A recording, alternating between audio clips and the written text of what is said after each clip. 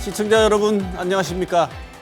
코로나19 장기화로 사회적 거리두기도 계속되면서 어려움을 겪는 분야가 많은데요. 특히 문화예술계는 공연과 행사가 취소되는 등 무대가 사라지며 직격탄을 맞았습니다. 이 때문에 예술인들은 일시적 소득 감소를 넘어 고용 불안정과 생계를 걱정해야 하는 경우가 많아지고 있습니다. 오늘 이슈 인사이드에서는 코로나 사태 이후 어려움을 겪는 지역 문화예술계 상황을 살펴보고 어떤 대책이 필요한지 짚어봅니다. 또 속도를 내는 코로나 백신 2차 접종 소식 등 지난 한 주간 주목할 만한 뉴스도 살펴봅니다.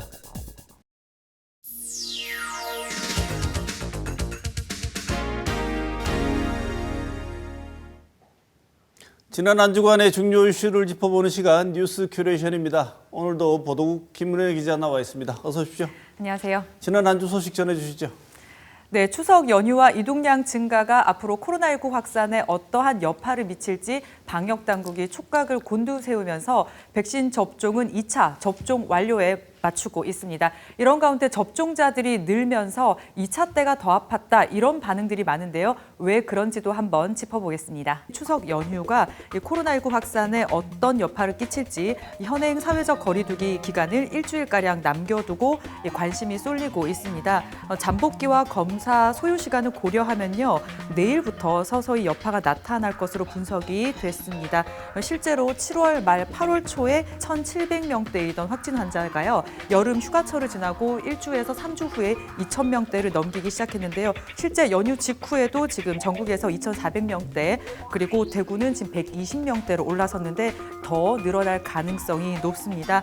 전문가들은요. 백신 접종률이 높아지고 있긴 하지만 사실상 이달부터 시작된 단계적 일상 회복에 따라 확진자 증가도 강력하게 나타날 것으로 보인다면서 확연한 확진자 감소는 기대하기가 어렵고 현재 유행 상황 정도로 막아낸다면 다행일 것이다. 이런 분석도 내고 있는데요.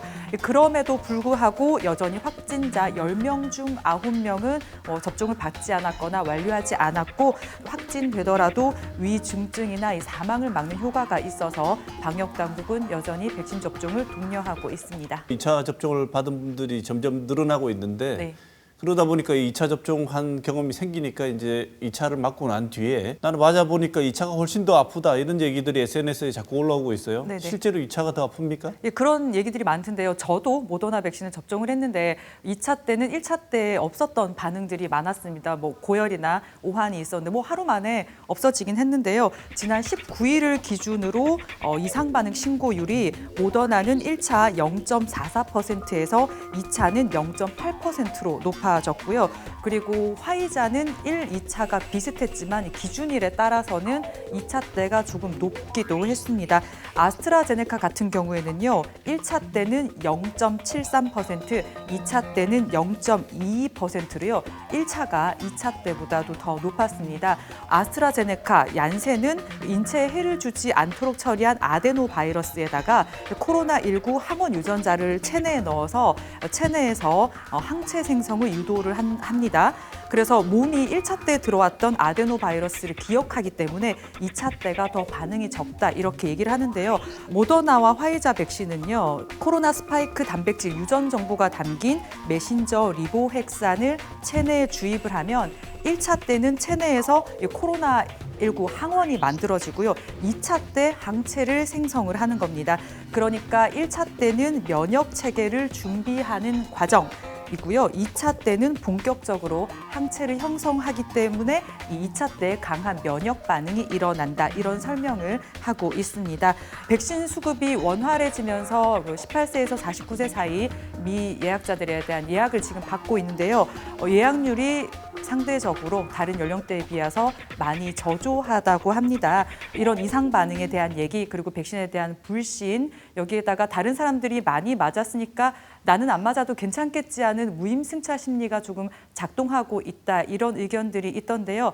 변이 바이러스가 유행을 하고 있기 때문에 백신 접종은 이제는 최선의 선택, 피할 수 없는 선택이 아닐까 싶습니다. 백신 종류도 많고 여러 얘기들은 있지만 네. 하나 공통적으로 확실한 것은 백신이 효과가 있다는 거죠. 네. 그리고 지금 물론 돌파 감염도 있지만 대부분 감염되는 분들이 백신 안 맞은 분들이에요. 네, 그렇습니다. 여기서 확실한 것은 백신은 맞아야 된다는 겁니다. 그렇죠? 네. 네, 다음 소식 전해주시죠. 코로나19 여파로 지난해에는 열리지 않고 수년됐던 전국 체육대회가 올해는 개최되는데요. 이 사상 초유로 고등부 경기만 열리게 됩니다. 102회 전국체전 개최지는 경북 구미시입니다. 이달 초에 코로나19 영향에 따라서 전 경기를 무관중 경기로 치르기로 결정을 했었는데요. 체육계에서는 정상 개최를 요구했지만 방역당국과 문화체육관광부는 코로나19 확산 위험이 있는 만큼 규모를 축소를 해서 진행을 하기로 결정했습니다. 이에 따라서 다음 달 8일부터 대학과 일반부 경기는 없이 입시 성적이 필요한 고등부만 경기를 치르게 됩니다. 이미 배드민턴이나 하키 같은 일부 종목의 경우 이 사전 경기를 통해서 우승팀도 가려진 상태에서요. 이런 결정이 나와서 반발도 많습니다. 국내에서 치러지는 종합 스포츠 경기로는 최고의 규모 아니겠습니까? 네, 그렇죠. 이런 상황이니만큼 지금 이런 결정이 나오면 개최지로서는 뭐 결정이 썩 달갑지 않을 것 같은데요. 올해도 선수단 규모가 2만 6천여 명으로 예상이 됐는데 고등부 경기만 열리면서 선수와 임원 등 8,800명 수준으로 줄어듭니다. 경기장 수도요 71곳에서 10곳 정도는 필요가 없게 됐는데요. 구미시와 경상북도에서는 대회에 임박해서 이 같은 결정이 내려지면서 이 특수 실종은 물론 과잉 투자된 부분의 손실이 불가피할 것 같다고 이야기를 하고 있습니다. 올림픽 끝나고 난 뒤에 바로 열리는 전국체전 같은 경우에는 국민들의 관심이 쏠릴 수밖에 없잖아요. 네네. 올림픽 스타 선수들을 한 번 더 볼 수 있는 기회니까요. 네. 그런 측면에서 한 번 더 보고 싶었던 스포츠 팬들도 좀 아쉬움이 크겠습니다. 올림픽 이후에 높아진 양궁이나 이 펜싱 같은 종목에 대한 관심이 이어질 수 있는 타이밍이고 말씀하신 대로 올림픽 직후 전국체전은 흥행이 좀 되는데요. 대부분 선수가 출전을 못합니다. 안산 선수는요. 올림픽 우승보다 더 힘들다는 말이 있는 이 전국체전 우승이 목표라고 올림픽 이후에 말한 적이 있는데 불가능해졌고요. 양궁의 김재덕 그리고 수영 황선우 선수의 경기를 볼 수 있습니다. 뭐 올림픽 메달리스트들의 출전도 출전이지만요. 이 실업팀 소속 선수들은 현실적인 어려움을 호소를 하고 있습니다. 전국체전 성적이 앞으로 연봉 협상이나 재계약 등의 중요한 요인이 돼 있기 때문인데요. 2년 동안 경기를 치르지 못하고 있습니다.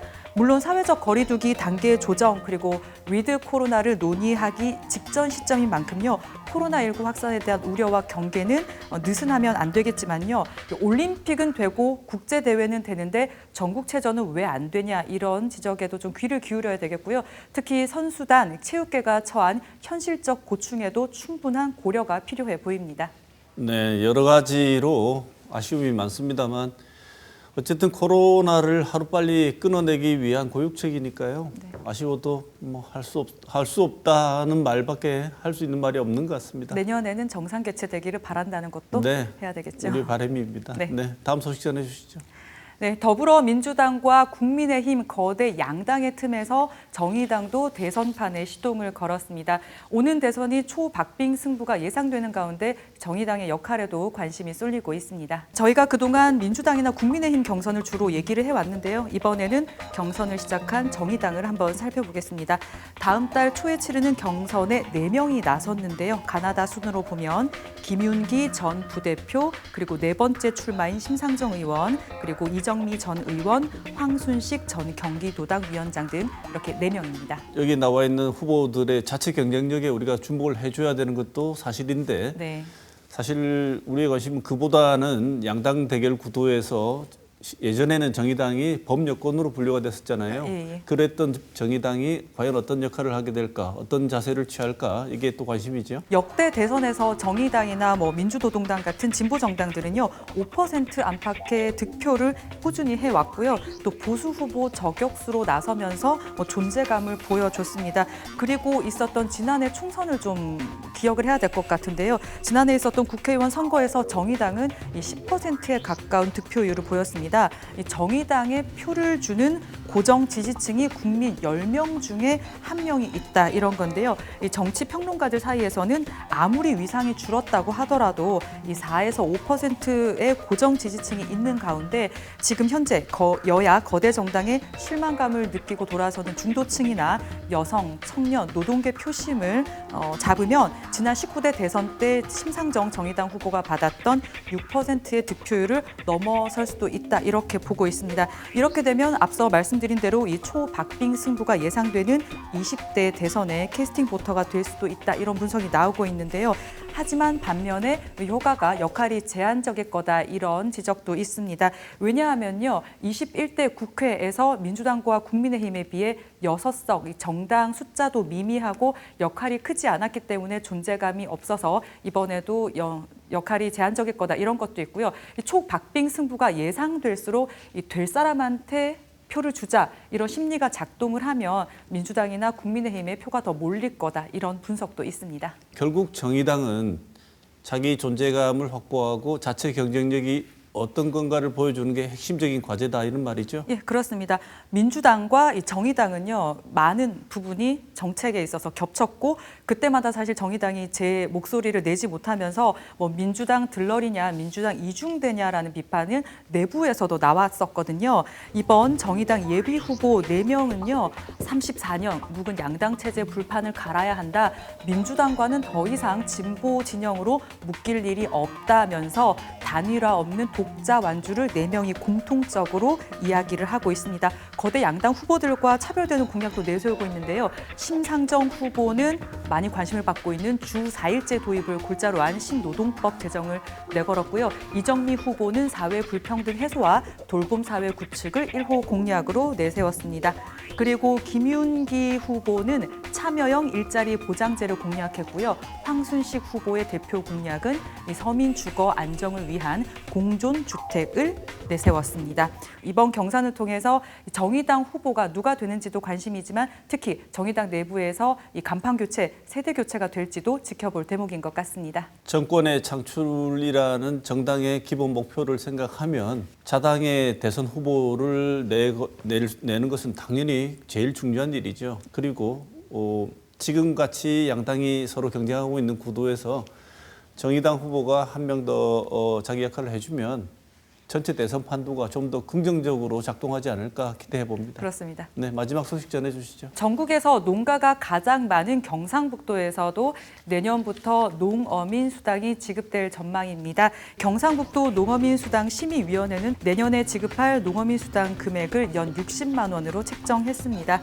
지급 대상은 도내에 농림어업인 경영체에 등록한 경영주인 농어업인 27만 2천 명 중에 85% 정도로 예상이 되는데요. 들어가는 예산은 1,388억 원가량입니다. 이미 봉화와 청송군에서는요. 기초단체 차원에서 지급이 돼 오기도 했습니다. 이게 다 어려운 농업이나 농민들을 위한 제도인데 이미 다른 시도 지자체에서는 도입을 했던 제도죠. 농민소득, 농민공익수당, 농민수당 등 불리는 명칭은 다 다르지만요. 농어업인의 소득을 보존하기 위한 것으로요. 전남 해남군이 2019년 7월에 도입한 농민수당이 시작입니다. 이후에 전라남도가 같은 해 그리고 지난해에는 전북과 충남이 도입을 했고요. 경상북도는 재원 부족을 이유로 도입에 부정적이었습니다. 하지만 경남, 충북, 제주에서 잇따라 관련 조례가 통과가 되면서 입지가 점점 좁아지자 지난해 국감에서 이철우 도지사가 도입을 시사를 했습니다. 이달 말에 도의회 임시회에 상정을 해서 통과가 되면요. 이 시군 분담 비율 조정과 그리고 시장 군수의 동의를 받아야 하는 절차가 남아 있습니다. 경상북도는요. 무상급식도 막차를 탔고 그리고 무상교복이나 공공기관 산하 근로자들에게 지급하는 생활임금 같은 경우에는 아직도 전국에서 유일하게 지급을 하지 않고 있을 정도로 이 복지, 특히 보편적 복지에는 보수적인 편인데요. 전국적인 흐름에 등 떠밀렸다고 하더라도요. 현재 기후위기 상황에서 이 식량 안보로 꼽히는 농업과 농촌의 공익적 가치를 지킨다. 이런 공감대 아래서 앞으로 세부적인 논의는 잘 진행되기를 바라봅니다. 지금까지 이번 주 주목할 만한 뉴스 짚어봤습니다.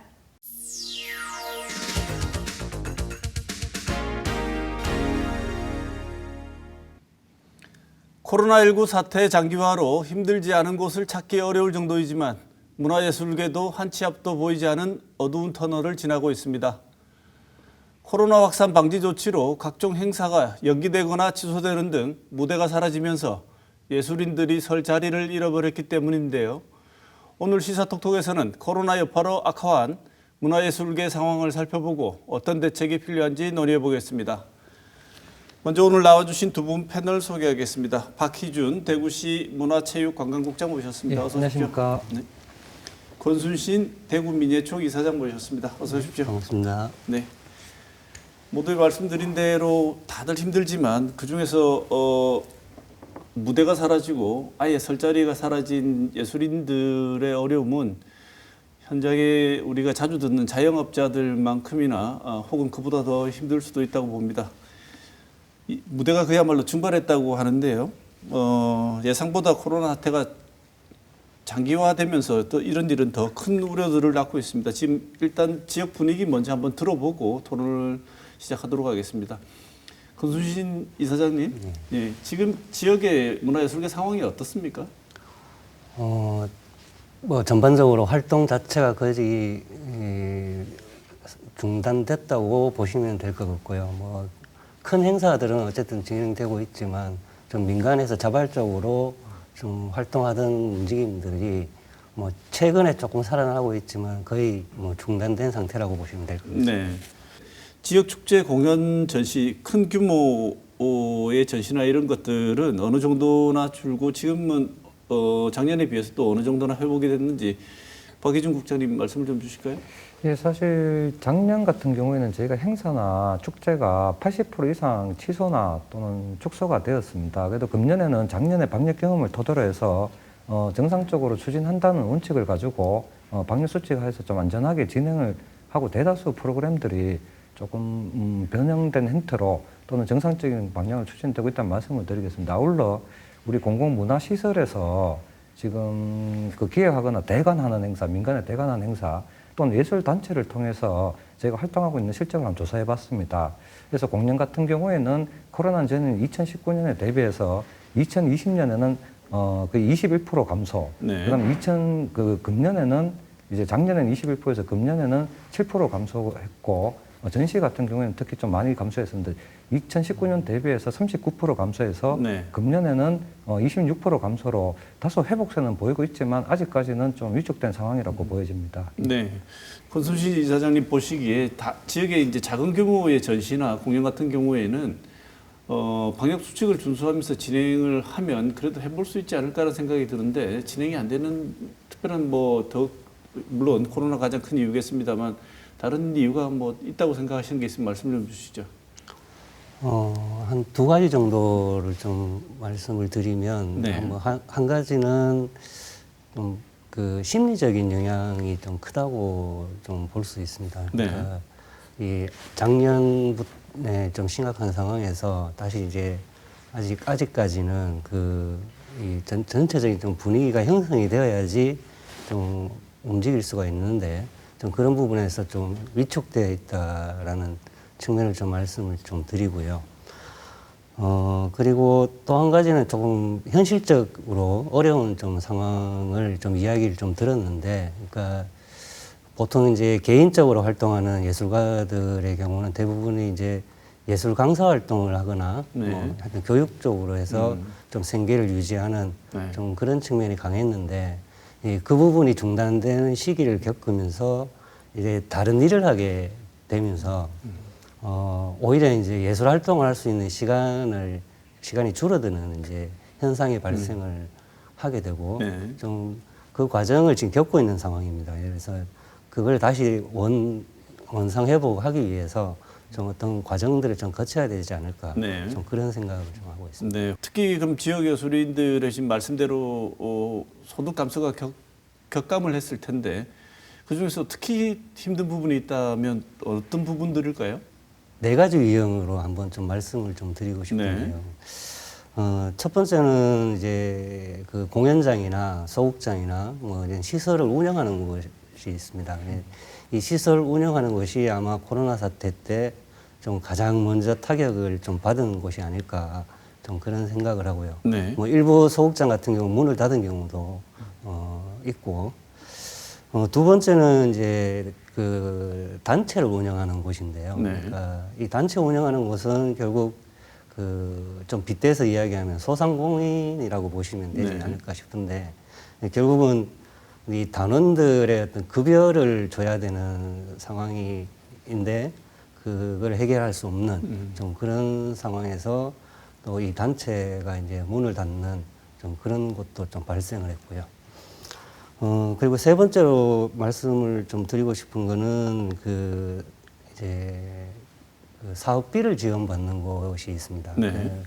뭐 문화원이나 아니면 뭐 예총이나 뭐 저희 민예총이나 뭐 이런 곳이 있는데 이 사업비를 일괄적으로 그 삭감을 시해서 좀 했었는데 사실 이 부분에 대한 조금 불만들이 조금 많이 있었습니다. 그는 이 사업비라는 것이 결국은 그 단체 내부에서 이렇게 쓰는 게 아니라 결국은 예술가들 활동을 네. 위해서 이 지원하는 명목으로 나가는 예산인데 그 부분이 이제 삭감이 되면서 결국 예술 활동을 더 위축시키는 좀 그런 좀 상황이 좀 생겨서 네. 이제 그런 부분에 대해서 조금 앞으로는 좀 정책적으로 조금 좀 개선이 좀 필요하지 않을까 뭐 그런 네. 생각이고요. 그리고 마지막으로 이제 제일 좀 중요한 부분이라고 생각을 하는 이 개인 활동을 하는 뭐 프리랜서 부분인데 뭐 이 부분은 이제 앞에서도 이제 말씀을 드렸지만 결국 이들이 앞으로 다시 좀 예술 활동을 활발하게 할 수 있는 지원이 좀 필요하지 않을까 그렇게 생각합니다. 네. 다른 거 먼저 짚어보기 전에 지금 권 이사장님 말씀 중에 시가 국장님 시가 지금 어려운 상황에 있는 예술인들을 위해서 고충을 파악해서 지원을 해도 모자랄 판에 불만이 많이 나오고 있다고 합니다. 사업비를 삭감하셨을 때는 시로서는 그만큼의 타당한 이유가 있기 때문에 그럴 것 같은데 이번 기회에 왜 그렇게 됐는지 먼저 설명을 좀 주시죠. 일단 뭐 삭감된 부분에 대해서는 먼저 송구하다는 말씀을 드리겠습니다. 근데 그 당시에 2020년도 상황이 저희가 2019년 대비해서 예산을 21% 삭감했습니다. 그 이유는 저희 자체의 공연이나 행사도 다 취소가 되는 상황이었고 첫 번째 이유가 취소가 됐고 저희가 민예총이나 예총이나 단체에서 행사를 할 수 없는 경우가 많다고 봤기 때문에 첫 번째 이유가 그렇고요. 두 번째 이유는 저희가 그 돈을 삭감해서 다른 데 쓰는 게 아니라 저희가 일괄적으로 모든 예산을 30% 삭감해서 시민들 생계자금, 긴급자금 지원으로 투입을 했습니다. 그래서 그 부분에 대해서 일단 예술인들 분들도 일단 혜택이 돌아갔을 텐데 플러스 알파를 저희가 좀 하기 위해서 금년에는 예산을 원상 회복했고 금년 하반기에 좀 집중적으로 투입하겠다는 말씀을 좀 드리겠습니다. 네. 예. 제일 힘든 사람들이 아까 권 이사장님 말씀에 고용 예술인, 프리랜서 예술인 같은 경우에는 고용 자체도 불안하고 수입이 불안정하기도 하지만 또 계약을 하는데 공연 취소 여부에 따라서 굉장히 불공정한 불이익을 고스란히 물론 주최 측도 그렇지만 고스란히 참여했던 예술인들, 프리랜서 예술인들이 따를 수밖에 없는 문제가 상당하다 이런 얘기들이 많은 것 같습니다. 여기에 대한 구체적인 조사 결과 같은 게 있습니까? 있으면 소개를 좀 해주시죠. 제일 힘든 부분 중에 하나가 이 문화예술계의 어떤 실태 파악이나 이런 부분들이 사실은 쉽지가 않다는 네. 거고요. 뭐 정부가 매년이나 아니면 경년으로 이 문화예술인에 대한 실태 조사를 하고 있는데 사실 지역 단위에서 그리고 이 민간 단체 입장에서 어떤 조사를 진행한다는 것 자체가 사실은 쉽지는 않은 문제고요. 그리고 더 좀 심각하게 그러니까 더 좀 그 어려운 부분이 결국 이 문화예술계라고 이제 통상 이야기를 하는데 이 문화예술계를 어디까지 볼 것인가에 대한 이 범위를 정하는 것이 좀 쉬운 문제는 아닌 것 같습니다. 그 작년에 이제 재난지원금 지원을 할 때도 그런 문제가 있었는데 그 전문 예술인과 동호인을 어떻게 구분할 것인가 뭐 이런 부분에서 좀 기준이 필요하지 않느냐 뭐 이런 이야기도 좀 있었고요. 그래서 좀 그 실태 조사라든지 이런 부분들에 대한 좀 명확한 좀 어떤 자료는 사실 좀 거의 없다고 보시면 될 것 같습니다. 지금 권 이사장님 말씀을 들어보면 구체적으로 파기 힘들고 전체적인 조사 자체는 힘들 수 있는데 시에 어떤 어려움이 있다고 호소하거나 시에서 조사한 내용 같은 게 있습니까? 저희가 기본적으로 아까 그 회장님께서 말씀하셨지만 예술인 모집단을 좀 확장하는 게 쉽지 않은 작업이고 그럼에도 불구하고 저희가 2019년도에 민예총이나 예총 그다음에 관련 예술인들부터 명단을 받아서 9,000명에 대한 실태 조사를 실시했습니다. 그때 나왔던 결과가 전업이 예술활동에 전업하시는 분이 45%, 각종 경업을 하시는 분들이 55%로 나왔고, 특히 그 전업하시는 분들의 그 고용 형태로 봤을 때는 프리랜서가 75%를 차지했고 정규직은 5%에 불과했습니다. 그 프리랜서 비율이 월등히 높았고, 또 연평균 월 소득, 연평균 소득을 봤을 때 3천만 원 이하가 65%를 차지했습니다. 코로나 전에도 이미 좀 낮은 소득과 불규칙적인 소득으로 애로가 있었는데 코로나 장기화로 인해서 좀 이런 게 가중되는 것 같습니다. 그래서 저희가 파악했을 때 또 공공문화시설에 저희가 민간에서 대관하는 행사에 대한 현황을 파악해 봤을 때 한 23% 정도 2020년 기준으로 줄은 걸로 파악되고 있습니다. 그 말은 그만큼 예술 활동이 위축되고 활동 기회가 조금 줄어듦에 따라 애로를 겪고 있다는 말씀이시고요. 네. 특히 아까 이사장님 말씀하셨지만 대구에서는 프리랜서 활동하시는 분들이 75% 대다수시기 때문에 이런 분들이 공연 활동 기회가 없어지면서 계약이 해지된다든지 또 계약이 완료됐을 때 연장이 안 된다든지 뭐 이런 애로를 좀 겪고 계신 걸로 그렇게 파악하고 있습니다. 네. 예.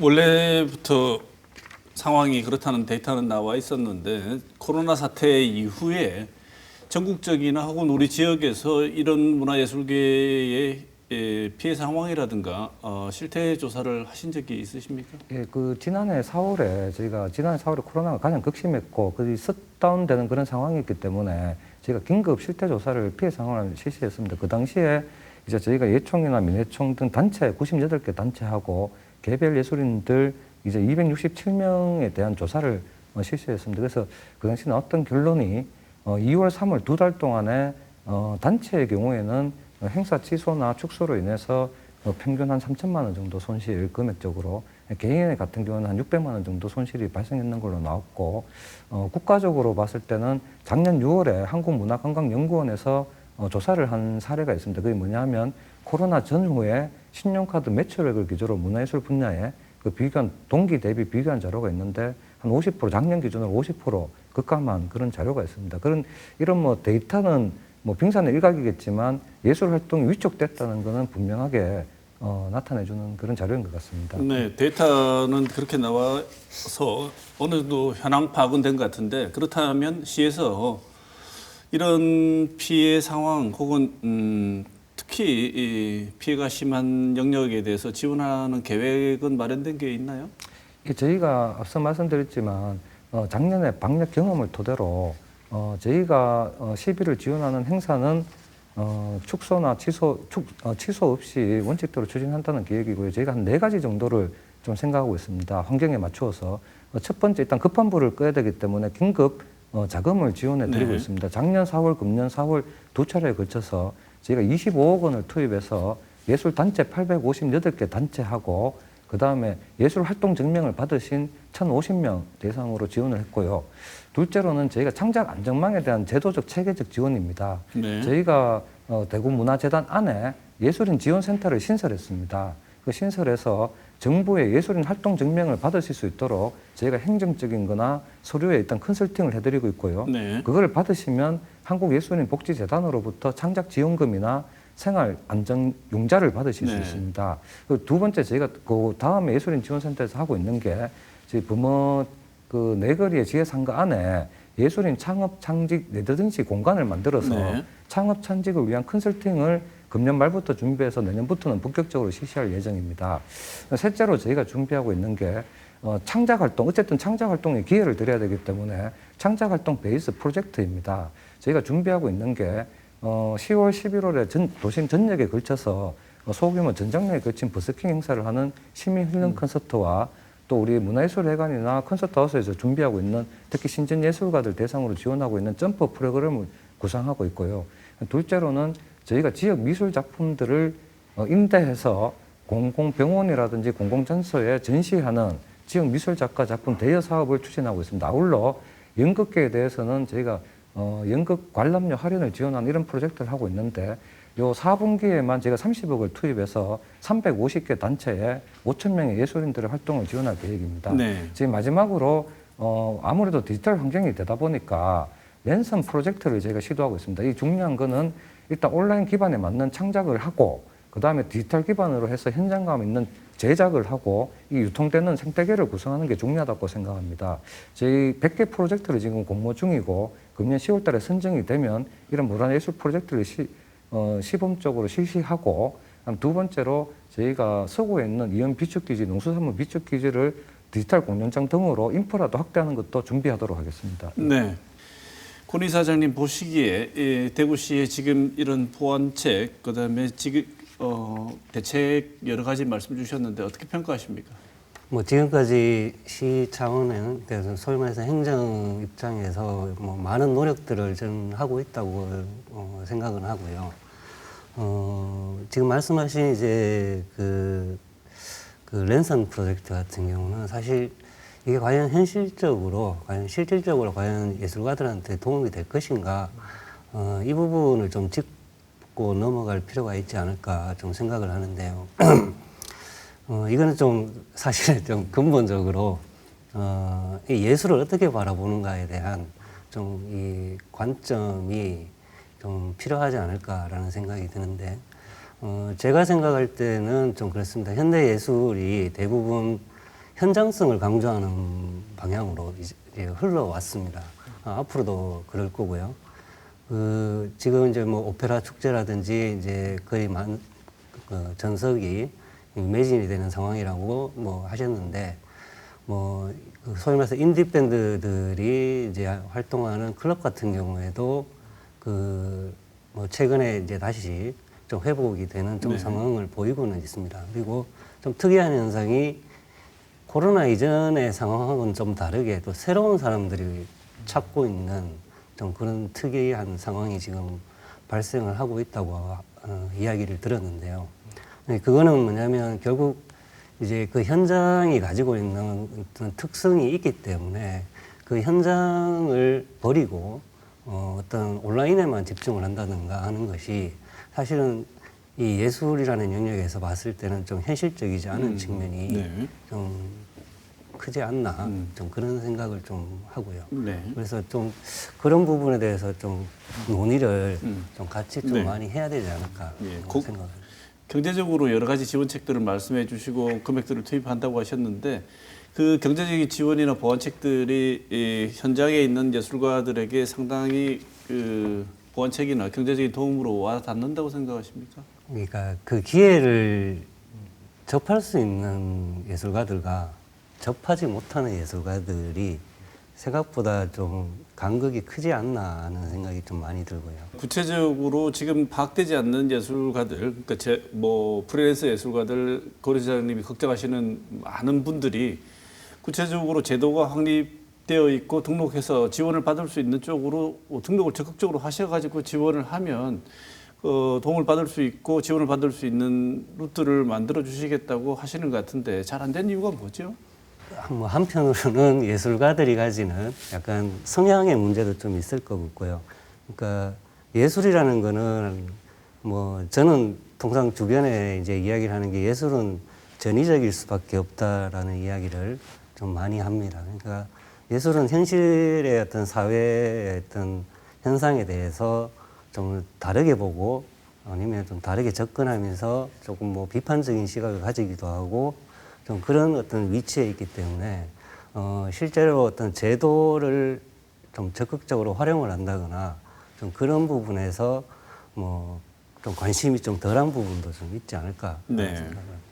참 어려운 문제네요. 지원을 하겠다고 열어도 여러 가지 기존에 해오던 그 관성이라는 게 작동을 한다는 것 때문에 더 힘든데 그 방금 권 이사장께서 말씀하셨지만 전위적이어야 한다고 말씀을 주셨는데 지금 본의 아니게 코로나는 우리에게 이 새로운 예술 활동 경험이라는 전위적인 어떤 새로운 경험을 요구하고 있습니다. 그게 어떻게든 효과가 없을 거라고 말씀하셨지만 어쨌든 시도하는 것 중에 하나가 랜선을 이용하는 건데 교육 현장도 그렇고 어디도 그렇고 전혀 준비 안 된 상태에서 맞이한 전위적인 형태의 교육 활동, 예술 활동 이런 것들이 이제 생기고 있습니다.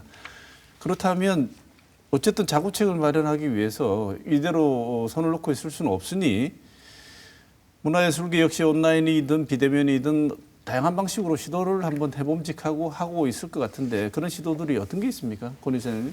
작년에 뭐 민예총 차원에서 좀 시도를 한번 해본 적도 있었고, 그 기초자치단체 단위에서도 이제 의견이 나온 적이 있었는데요. 그 대구는 어쨌든 대도시이고 그 대도시만의 특성을 가지는 이 조건 속에서 예술가들이 살아가고 있고 그 안에서 활동을 하고 있습니다. 근데 이 대구 컬러풀 페스티벌 같은 경우에도 사실 뭐 지금까지 많은 노력을 해왔고 또 자리를 잘 잡아가고 있다고 생각을 하는데 좀 아쉬운 부분은 그 공간이라는 부분에서 이 대구라는 도심의 공간을 활용할 수 있는 좀 그런 행사가 좀 필요하지 않을까. 특히 이 코로나 이후에 결국 비대면이 우세가 될지 아니면 약간 이제 소규모 행사가 좀 더 활발하게 진행이 될지 그거는 좀 지켜봐야 될 부분이 아닐까 생각을 하고요. 그런 부분에서 도심의 어떤 공간을 좀 잘 활용하는 좀 그런 다양하게 활용하는 그런 노력이 좀 오히려 좀 필요하지 않을까 그런 생각을 합니다. 네, 지금 뭐 여러 가지 제안을 주셨는데 시 차원에서 지금 상황을 타개하기 위해서 제안하고 있는 것은 국장님 아까 말씀 주셨습니다만 랜선을 이용한 여러 가지 활동 그것 이외에 또 다른 거 비대면 활동, 온라인 활동이 있으면 소개를 좀 해주시죠. 그렇게 회장님께서 두 가지를 말씀하신 것 같습니다. 랜선의 현실적인 어떤 기여 부분 하나하고 도심의 곳곳을 소규모 야외에서 밀폐를 좀 낮추고 행사를 진행할 수 있는 방안 두 가지를 말씀하신 것 같습니다. 일단 우리 시에서는 작년도 같은 경우에 거의 셧다운된 상황이기 때문에 지역 예술인들 기회가 전혀 없었습니다. 그 기회를 드리기 위해서 온라인 공연을 일단 했다는 그 말씀을 드리고, 근데 온라인 공연이 사실상 뭐 기대치만큼 관심도라든지 그 끌지 못한 거는 맞는 것 같습니다. 근데 현실적인 트렌드로 봤을 때 앞으로 메타버스라든지 실감형 기술이 도입이 되면 문제는 얼마나 온라인에 맞는 창작 콘텐츠를 만드느냐, 그 다음에 얼마나 실감형 있게 만들고 인터랙티브 할 수 있는 기술을 적용하느냐, 그 다음에 어떻게 유통을 하느냐 이런 부분이라고 저희가 보고 문화예술 랜선 프로젝트는 저희가 금년도에 시도한 다음에 우리 DIP, TP의 기술적인 전문가들, 그 다음에 예술 기획자분들, 관련 예술인들과 모여서 좀 논의를 더 해보겠다는 말씀을 드리고요. 두 번째, 소규모 도심 공연은 마찬가지입니다. 저희 컬러풀 축제를 예를 들면 도심에서 지금 모여서 하는 대규모 축제는 안 되지만 저희가 그 가족이나 그 친구들이 찍은 프레드 영상을 도심 곳곳에 전광판을 통해서 표출한다든지 아니면 또 우리 공연장에서 안전한 수칙화해서 또 공연을 한다든지 또 우리 포크 재즈 페스티벌 같은 경우에 작년에 온라인으로 했지만 금년에는 도심 곳곳에 공원이라든지 이런 것에 소규모 다수의 공연을 하는 방향으로 뭐 온라인하고 오프라인 병행해서 하고 있다는 말씀을 드리겠습니다. 네, 지금 말씀 주셨습니다만 별로 랜선이나 온라인을 통해서 여러 가지 기획을 했었는데 그렇게 시민들의 반응이 좋지 않았다고 말씀을 주셨습니다. 아마 이유가 관객들이 지금 워낙 수준들이 올라가 있지 않겠습니까? 특히나 온라인이나 이런 비대면으로 진행되는 공연만 하더라도 예전에는 오프라인 공연을 녹화해서 보여주던 정도였다면 지금은 비대면 공연만의 독특한 노하우가 다 개발돼 가지고 워낙 그 수준 높은 정도의 공연을 봐버린 관객들이 오히려 그냥 흉내만 내는 랜선 공연 잘못하다가는 오히려 역시 수준이 안 돼. 그래서 공연 자체는 흠이 없음에도 불구하고 기술적인 이유 혹은 지원상의 이유로 오히려 더 외면받게 되는 이런 부작용, 역작용도 나타날 수 있을 것 같은데 특히나 예술 장르 자체가 아예 초기 우리 권 이사님 말씀하셨지만 장르 자체가 아예 비대면으로는 적절하지 않거나 이런 방향은 옳지 않다고 생각되시는 부분이 있었을 것 같은데 이런 방향에 대해서 맞지 않는 내용들이 있으면 얘기를 좀 해주시죠. 그 온라인 콘텐츠라는 부분은 한 두 가지 측면을 좀 봐야 된다고 생각을 합니다. 한 가지는 말 그대로 온라인용 콘텐츠를 만드는 방향이 있을 거고요. 그리고 다른 한 방향은 이제 온라인으로 유통을 하는 방향인데요. 두 가지 부분에서 사실은 다 좀 그 예술이라는 영역에서 좀 어려움이 있지 않을까라는 생각을 좀 하는데, 앞에 사회자분이 말씀하신 대로 이 온라인용 콘텐츠라는 것이 사실은 이미 그 좀 식상한 부분들이 많고요. 기술적인 부분을 포함해서 그냥 쉽게 좀 설명드리면, 노래하는 사람이 노래하는 예술가가 영상을 까지 만져야 되는 상황이 이제 생기는 거죠. 그렇게 하다 보니까 대부분의 이 소위 말해서 이제 개인으로 활동하는 예술가들이나 뭐 밴드들도 마찬가지지만, 그래서 더 오히려 온라인이라는 영역을 아예 신경을 쓰지 않게 되는. 구체적인 예술가들과 시가 정책적으로 그걸 지원해 줄 수 있는 어떤 프로그램을 만지거나 편집을 해 줄 수 있는 지원 시스템을 연결해 주는 것으로서 더 시너지 효과를 낼 수도 있다고 보이는데, 이런 부분에 대해서도 여전히 고민하고 계십니까? 그러니까 저 두 가지 측면에서 말씀드리면, 대면 행사가 안 될 때 예술인들이 어쨌든 안전망을 가지고 예술 활동을 할 수 있는 수단이 저희는 랜선이라고 첫 번째 보고 있고요. 그 자체도 안 되면 모든 게 셧다운되기 때문에, 두 번째는 아까 말씀하신 생태계를 구축해야 된다고 생각합니다. 예술인들은 온라인 콘텐츠, 예를 들면 이런 거죠. 모 B 그룹의 같은 경우에는 오픈하자마자 네이버 플랫폼을 통해서 3만 명이 접속을 했거든요. 이렇게 그다음에 루브르 박물관이 지금 VR로 미술 관광 투어 상품으로 올라와 있는 그런 상황입니다. 이렇게 결국은 중요한 거는 온라인에 맞는 콘텐츠가 저는 핵심이라고 보고요. 예술인들은 그런 콘텐츠 제작에 일단 집중하시고, 그 다음에 저희가 이 방송을 찍는다든지 실감형 기술을 접목하는 그 제작 부분, 그 다음에 이거를 우리가 네이버 TV라든지 유튜브를 통해서 유통해주는 부분, 이 부분이 유기적으로 연계가 돼야 된다고 생각합니다. 사실 현장에서 연극계라든지 현장에 또 이런 랜선에 대한 수요는 또 굉장히 많은 상황이거든요. 그래서 저희가 트렌드에 맞출 때 아까 말씀하신 대로 지금 예술이 과연 옛날처럼 현장의 중심으로만 갈지 아니면 또 어떤 새로운 트렌드로 갈지를 저희가 예측할 수 없는 단계이기 때문에, 이런 수요와 또 예술인들을 또 지원한다, 이런 측면에서 좀 저희가 조금 더 발전적으로 고민해보고 좀 노력을 해야 되지 않겠나, 그렇게 생각하고 있습니다. 지금 시도하는 그 온라인과 랜선을 통한 여러 가지 시도들이 효과를 보기 위해서는 현장에서 예술인들이 인식을 바꾸고 좀 더 적극적으로 하실 부분도 있고, 시에서는 구체적인 도움을 주실 부분이 어딘지도 저는 확인을 했다고 생각합니다. 그런데 오늘 토론을 마무리하기에 앞서서, 지원하는 쪽에서는 열심히 지원했는데 받는 쪽에서는 계속 가려운 데가 있죠. 여전히 미흡하고 모자란 것 같고, 또 시에서는 계속 이렇게 하고 있는데 여전히 니네들 해주는 게 뭐냐고 얘기를 들으시면서 소소한 부분도 있으실 것 같습니다. 그래서 마지막으로 그러니까 현장에 계신 권 이사장님께서 정책 당국에게 요구하고 싶은 것 한 가지와 국장님께서 당부하고 싶은 현장의 예술인들께서 이것만은 좀 알아주십사 하는 내용이 있으시면 두 분께서 말씀하시는 것을 듣고 오늘 토론을 마무리하는 게 좋을 것 같습니다. 먼저 권 이사장님 먼저 말씀 주시죠. 제안을 좀 드리고 싶은 건데, 한 3가지 정도로 좀 말씀을 드리면, 사실 좀 궁금한 지점이기도 한데, 첫 번째는 그 문화재단이 운영하는 시설이 좀 몇 개가 되는 걸로 알고 있습니다. 근데 왜 문화재단이 운영을 해야 되는지, 오히려 그 민간에 기회를 더, 그 운영의 기회를 주면서 좀 그 시설을 더 활성화시키고 또 예술가들의 활동의 기회를 좀 더 넓힐 수 있는 방향으로 가면 더 낫지 않을까라고 생각을 하는데, 매년 지켜보더라도 문화재단이 계속 운영을 하더라고요. 그래서 뭐 그 부분에 대해서 좀 궁금한 점이 좀 있고, 두 번째로는 최근에 이제 뭐 도시재생 사업이라든지 아니면 뭐 사회적 경제 영역이라든지 여러 가지 이제 이 부문별로 봤을 때 좀 이 사회를 변화시키고 또 안정화시키기 위한 노력들을 많이 하고 있는데요.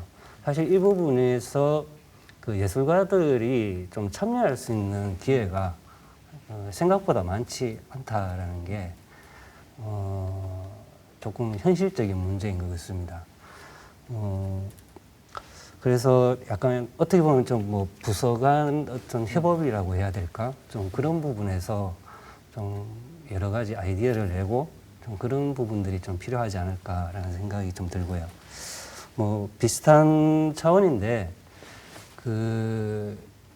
이 행정에서 어떤 직접 지원을 하는 방식 이외에 뭐 예를 들면 이제 지역의 어떤 기업이라든지 아니면 대기업이라든지 어떤 기업을 통해서 최근에 이제 기업 같은 경우는 ESG 경영 이야기를 많이 하고 있는데 사실 지역의 예술가들과 같이 뭔가 기업에서 이 투자를 할 수 있는 좀 그런 어떤 뭐 아이템들을 좀 찾는 좀 그런 것도 좀 필요하지 않을까 이런 정도로 좀 말씀드립니다. 네.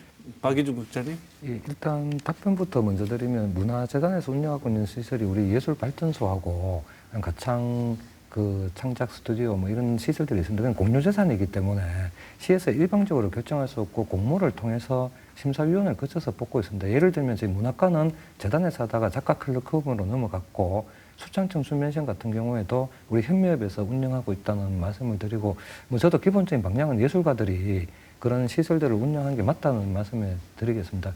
둘째로는 도심재생이라든지 이런 분야에 얼마나 예술가들이 좀 참여가 조금 부족하다.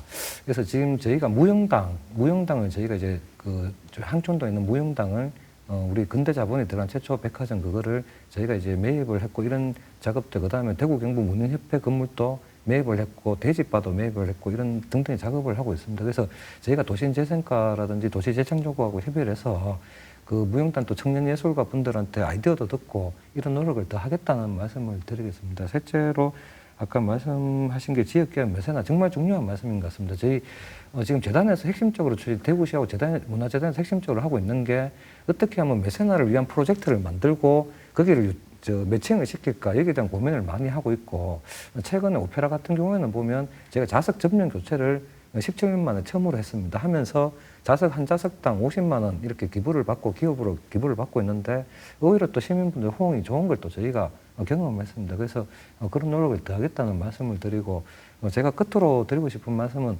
행정에서 이렇게 하는 일들이 현장에 잘 미치도록 저희가 더 노력을 해야 되겠다는 생각을 오늘 회장님 말씀을 듣고 느꼈습니다. 저희가 좀 더 현장과 소통하고 좀 더 노력하도록 하겠습니다.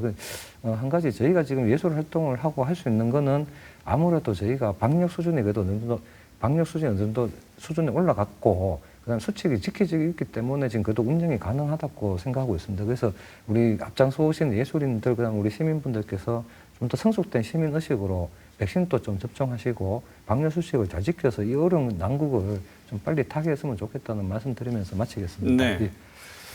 코로나로 인해서 어렵지 않은 곳이 어디 있겠습니까만 특히 어려운 지역 영역 중에 하나죠. 우리 지역예술계가 처한 어려움과 그 지원 방안에 대해서 오늘 박희준 대구시 문화체육관광국장, 권순신 대구민예총 이사장 두 분 모시고 좋은 말씀 들었습니다. 오늘 토론 감사드립니다. 고맙습니다.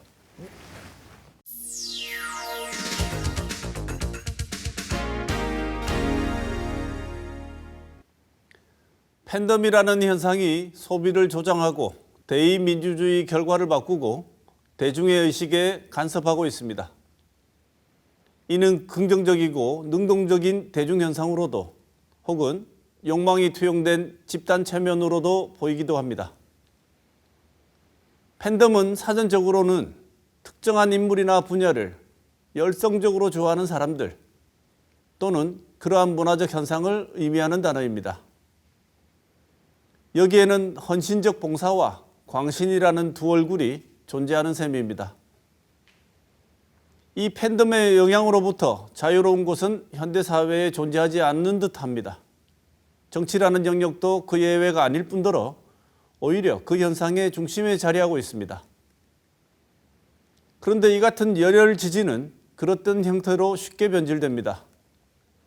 자기들이 지지하는 정치인을 오류 없는 절대자로 신화화하거나 반대로 경쟁 구도에 있는 정치인이나 집단을 야만화하거나 악마화합니다. 사랑으로 포장된 광적인 지지는 즉각 혐오로 바뀌게 되는 것을 볼 수 있습니다. 이런 경우 우리는 법치와 민주주의에 심각한 위기를 우려할 수밖에 없습니다. 비판적 토론이라는 민주주의의 토대를 잃어버릴 수 있기 때문입니다. 우리의 중요한 선택의 시간이 다가오고 있는데 다정히 병인양하여 잠 못 드는 밤은 되지 않았으면 좋겠습니다. 이번 주 시사톡톡은 여기서 마치겠습니다.